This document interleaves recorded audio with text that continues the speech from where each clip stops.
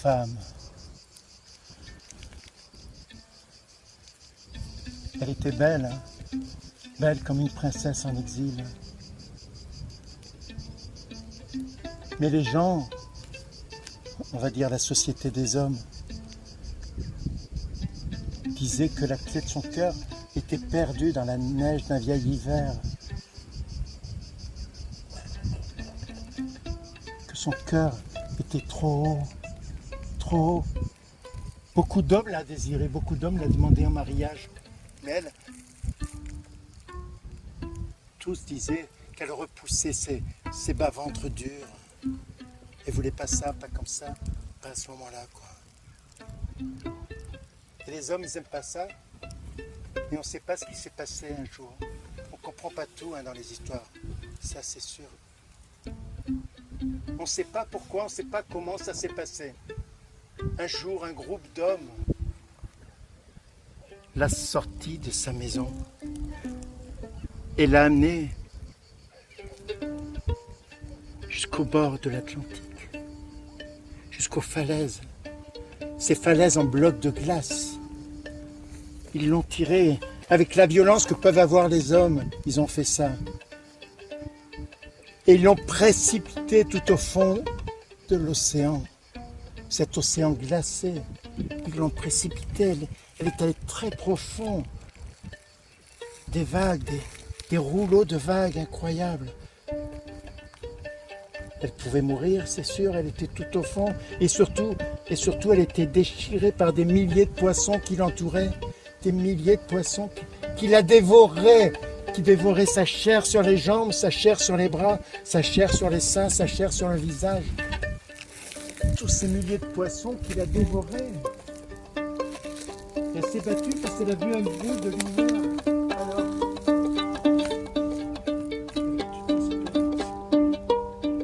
elle s'est battue pour aller jusque vers cette lumière. Quelle force la vie, quelle force. Puis arrivée à la surface, elle a rejoint la plage de glace et de neige. Et là, elle a regardé l'océan. Elle a regardé son corps.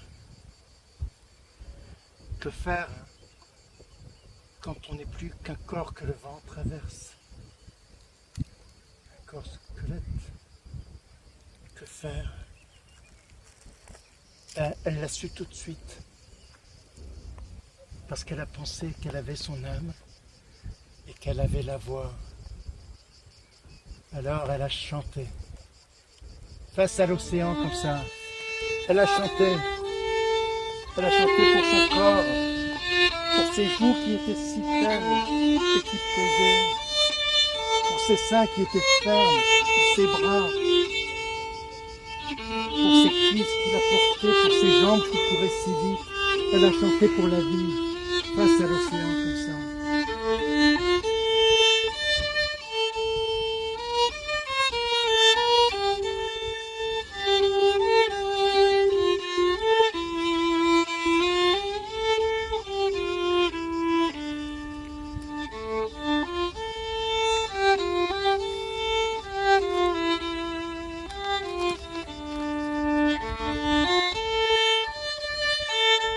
Épuisée, essoufflée, elle s'est assise contre un rocher et là elle s'est endormie. La nuit a passé.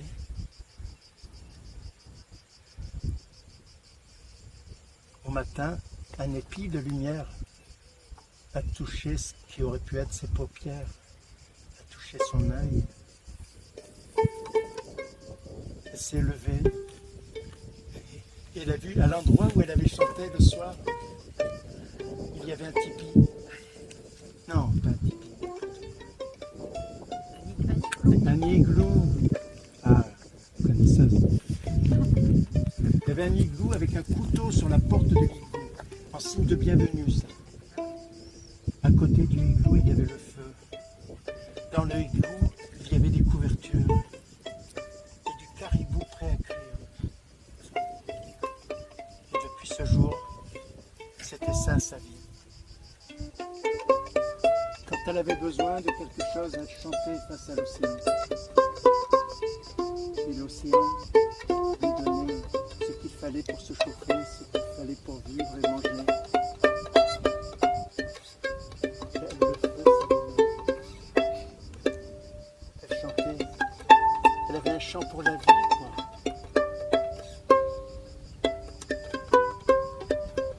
Ça s'est passé comme ça, sa vie. Puis, ce matin-là, il y a eu un matin, hein, il y a eu un matin où elle a entendu des voix de chasseurs. 3 chasseurs étaient sur le rebord de la falaise. Ils venaient vers son igloo. Alors, elle, depuis quand elle n'avait pas vu d'homme et puis depuis quand on ne l'avait pas regardé. Alors, elle est sortie de son igloo et elle a ouvert les bras et elle a couru vers eux en disant des mots affectueux de bienvenue. Mais justement, eux, qu'est-ce qu'ils ont vu? Ils ont vu une horreur, une monstre. Elle allait les manger, quoi. Alors, ils ont lâché leurs armes, ils ont couru dans l'autre sens vers le village et ils ont raconté à tous qu'il y avait une monstre qui allait les manger, qu'elle venait ce monstre vers le village et qu'il fallait fuir. Et ils ont raconté tout ça, quoi. Ils ont eu peur. Il y a eu un homme, il n'a pas ri avec les autres, il n'a pas eu peur avec les autres. Je pense que cet homme, il savait de l'histoire de la fille. Il s'est levé, il a mis de la neige sur son visage pour éveiller son âme et son cœur. Et il a marché vers l'endroit qu'avaient indiqué les 3 hommes. Il a marché. Et puis quand il est arrivé pas loin du igloo, il a appelé « Madame, vous êtes encore là ?» Elle est sortie. Elle avait mis une couverture sur elle pour pas faire peur. Puis elle l'a accueilli. Elle lui a demandé s'il voulait partager le caribou avec elle dans le igloo. Alors il est rentré. Ils se sont assis tous les deux et elle lui a raconté sa vie après la chute. Elle lui a dit mon chant il est fort. Mon chant me donne ce qu'il faut pour vivre. Mon chant me donne à manger. Mon chant me permet de me chauffer. Mais mon chant ne peut rien pour mon visage qui était si rond, pour mes seins qui étaient si fermes, pour mes cuisses qui me tenaient quand je ramassais le chou marin dans la glace, pour mes jambes qui couraient vite quand je chassais. Mon chant ne peut rien pour tout ça. Alors, l'homme a compris. Il avait des yeux très noirs. Ils se sont regardés longtemps. À un moment, ils ont vu que la lumière ternissait sur les murs du igloo. L'homme s'est allongé sur une couverture. Il s'est offert.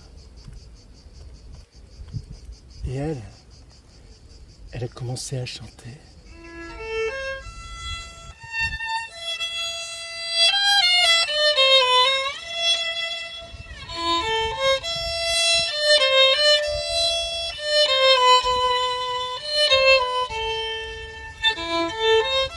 On entendait les rouleaux de l'océan par-dessus sa voix. Et elle chantait un chant fort.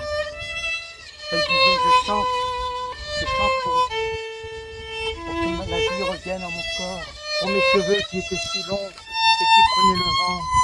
Je chante pour mon visage qui me permettait de sourire et de dire mes émotions. Je chante pour mes seins qui étaient fermes et qui plaisaient. Je chante pour cette fente sous le nombril. Pour le plaisir et pour la vie, je chante. Je chante pour mes cuisses qui me permettaient de pêcher le chou, d'avoir des plaisirs. Je chante pour mes jambes qui me permettaient de courir. Je chante pour la vie. Elle a chanté pour tout ça. Et l'océan lui répondait là-bas. Ce chant, tout le monde l'a entendu. Jusqu'au village, tout le monde l'a entendu. Et puis, à un moment, elle a ouvert la chemise de l'homme. Elle a enfoncé ses mains dans la poitrine de l'homme. Et elle a pris son cœur. Elle a continué à chanter. Je chante pour mes cheveux, pour que le vent les caresse, pour que le vent leur donne vie. Je chante pour mon visage, pour mes joues. Je chante pour le plaisir que j'avais et que je veux avoir. Je chante pour la vie que je veux donner. Je chante pour mes cuisses, pour marcher, pour vivre, pour tenir debout.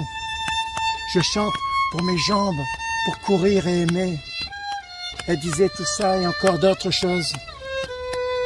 Elle regardait cet homme au fer et les tonneaux, les tambours de l'Atlantique qui répondaient. Et puis elle a remis le cœur dans le corps de l'homme, dans sa poitrine. Elle a refermé la chemise. Elle s'est allongée à côté de lui. Au petit matin, il y a eu des rayons de soleil dans le igloo. L'homme s'est levé d'abord. Il s'est levé. Il a vu la femme qui était à côté de lui. Elle était femme. Elle était chair.